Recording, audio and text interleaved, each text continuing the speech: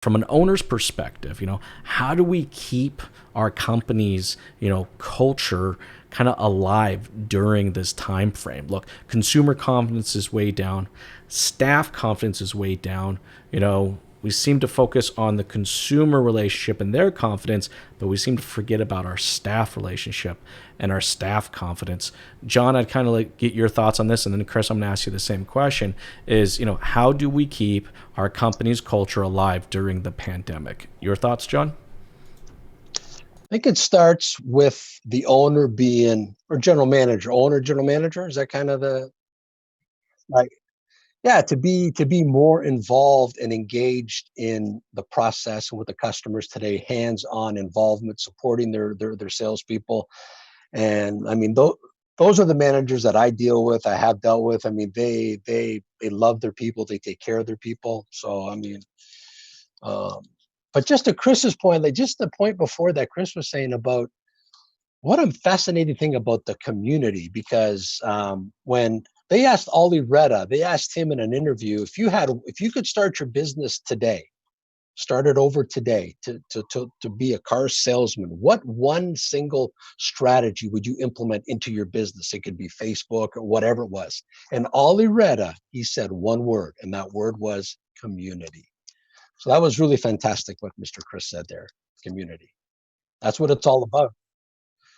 So, anyways, that's I said I don't Uh, know much about how that part of the intricacies of the store work. Like I said, I deal with the salesperson and I get him to come to the seminar. However, the most the most important person is the dealer or the general manager that will give me the opportunity to present to the salespeople. So those guys that I know are uh, forward thinking, they're enthusiastic, they're involved with their people, they care about their people, they love their people, they're involved in their business. So that's what you got to do more today.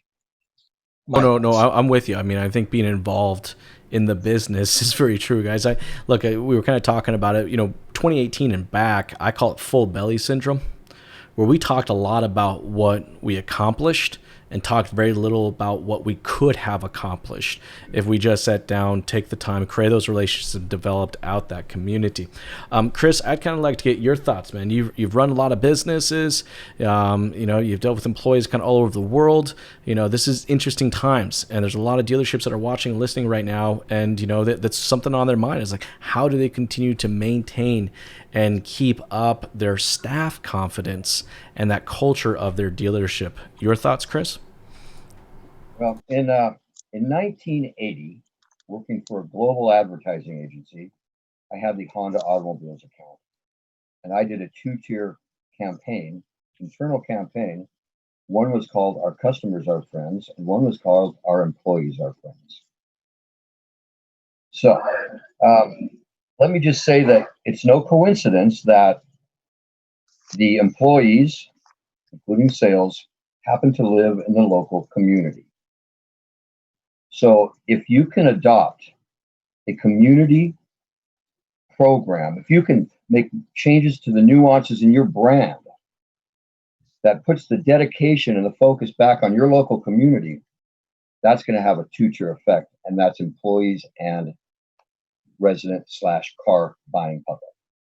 It's all about coming back home. Now, things that are going to change. I'm sorry, Mike, getting off topic a bit. But things that are going to change within the auto dealership are um, right now nobody wants to go into the auto dealership. So Zoom, internet, it's king. Oh, that's not going to last long. What's going to happen is people are going to have a much smaller geographic footprint. So the internet, which gave options of dealerships to folks.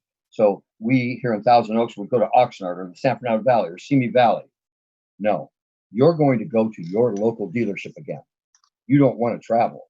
Okay. Now, if the dealership can accommodate with customer touch points within the dealership to embrace the local community, that's the way it's going to change.